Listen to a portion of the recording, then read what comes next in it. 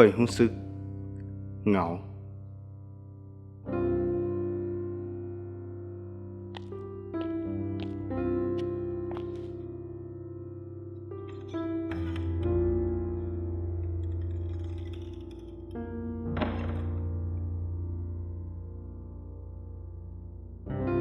างเทื่อค่อยฝันว่า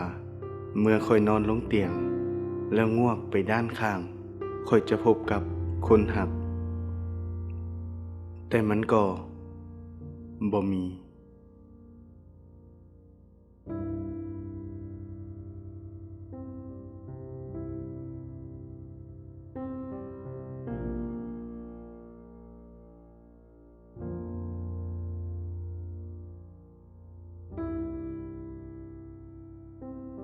บางเทื่อค่อยก็ฝันว่าเมื่อค่อยหลับตาแล้วภาวนาต่อสิ่งศักดิ์สิทธิ์เขาคนนั้น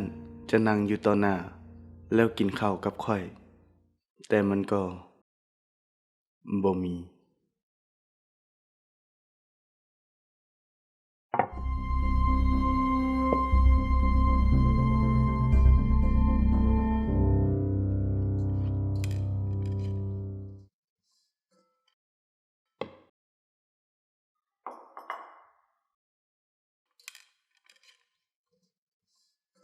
เฮ็ดแต่แนวที่โตมักกินหลายๆเด้อ